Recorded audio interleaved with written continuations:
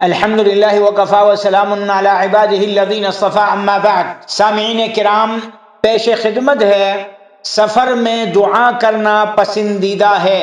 عن ابی ہریرہ رضی اللہ عنہ قال قال رسول اللہ صلی اللہ علیہ وسلم ثلاث دعوات مستجابات لا شک فیہن دعوت المظلوم ودعوت المسافر ودعوت الوالد علی ولده، رواہ ابو داود والترمذی وقال حدیث حسن وليس فی روایت ابی داود علی ولده۔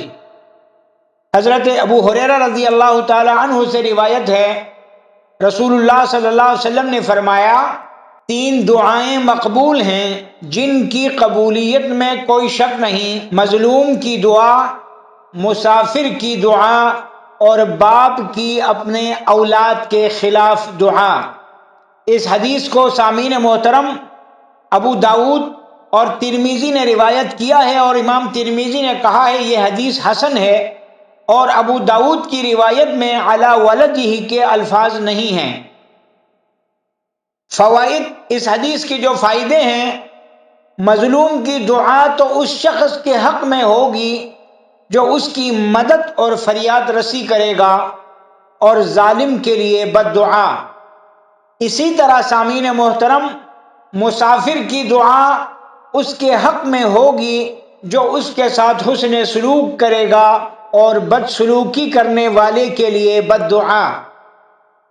اولاد نافرمان اور گستاخ ہو تو باپ کی اولاد کے لیے بد دعا بھی اللہ تعالیٰ قبول فرماتا ہے، اور دوسری احادیث کے مطابق باپ سے بھی زیادہ ماں کی بد دعا مؤثر ہے، کیونکہ ماں کا حق اولاد پر باپ سے زیادہ ہے۔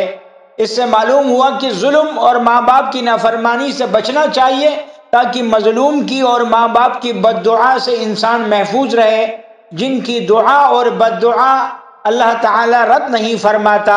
اس کے علاوہ اس سے پیٹھ پیچھے دعا کی قبولیت کا بھی اس بات ہوتا ہے، جیسے کہ ابو داود کی تبویب سے اور صرف دعاء الوالد کے الفاظ سے واضح ہیں، کیونکہ ابو داود میں علی ولدہ کے الفاظ نہیں ہیں۔ اللہ تعالی ہمیں دعا کرنے اور لوگوں کی بد دعا سے بچنے اور اپنے اولاد کی اچھی تربیت کرنے کی توفیق عطا فرمائے، اور سفر کی حالت میں اپنے لیے، احباب کے لیے، اسلام کے لیے، عالم اسلام کے لیے، ملک کے لیے، ہر ایک کے لیے دعا کرنے کی توفیق عطا فرمائے۔